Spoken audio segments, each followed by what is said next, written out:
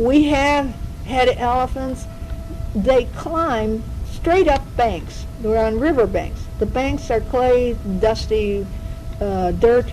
They climb 10 to 15 feet high. You can't believe it. And meanwhile, while they're climbing up, this thing is slanting backwards.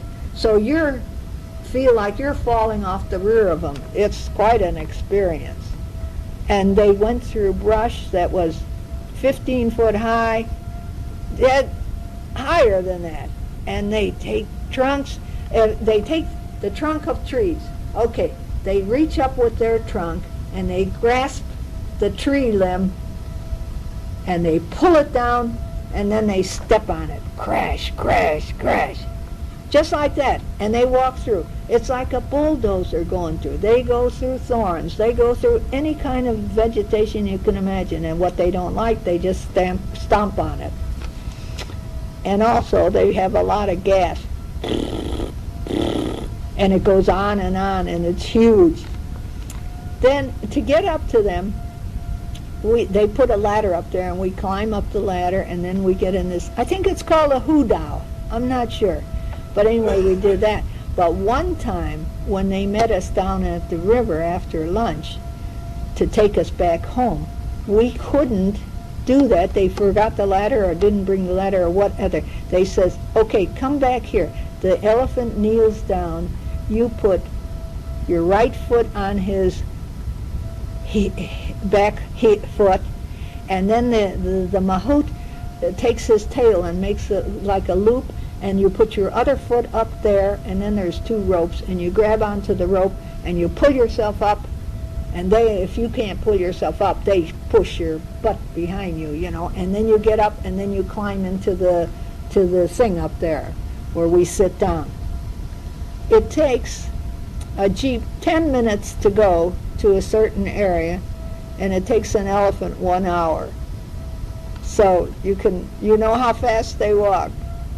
But they're fantastic. They ate on the trail all the time, and they'd grab up bushes and grass and stuff, and then they'd hit the ground. The grass would be in their mouth and their trunk, and they'd take it and they'd swat it on the ground this way and that way and the other way and back and forth.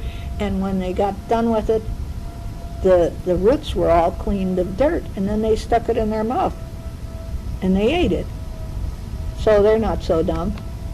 The mahout that's in front, which are young men, they have, like, the elephant has got something like a chain necklace around him.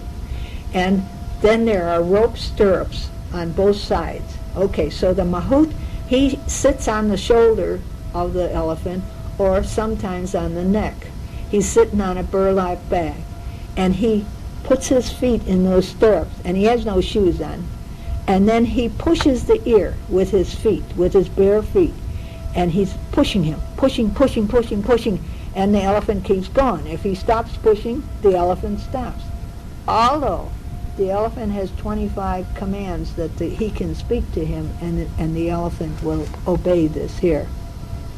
And one time when we were on one of the elephants, he just shook like he had the tremors, and I could feel it sitting there, and my feet could feel it. It was going boom, boom, boom, boom, boom, boom, boom, boom, boom, like that. And we said, oh my gosh, what is that? So when we got home, I asked the guy, and he says, elephants like to be together, and sometimes when they're alone, they get scared.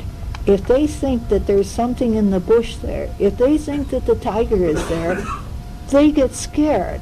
And they shake like that. So you know that they're frightened. They're really scaredy cats. And the mahout in front, he tells the elephant where to go by pressing with his knees and his feet. And if she doesn't go or doesn't go fast enough when he presses or when he commands her, he's got a wooden stick in his hand and he bops her on the head. Pow! Real hard. Well, then she moves. Now, also in his hand, he has a thing that looks like a poker for a fireplace, and it's flat on one side. And if she doesn't move with the stick and do what she's supposed to, he takes it and hits her with that. Another bang, you can hear it resound all over the forest. Then there's a point on there, and if she doesn't do what she's supposed to, bingo, the point goes into her ear, and she does something. Now, supposing she runs away, supposing she panics, something comes out and she panics and she runs. So she's running and we're on top bouncing away.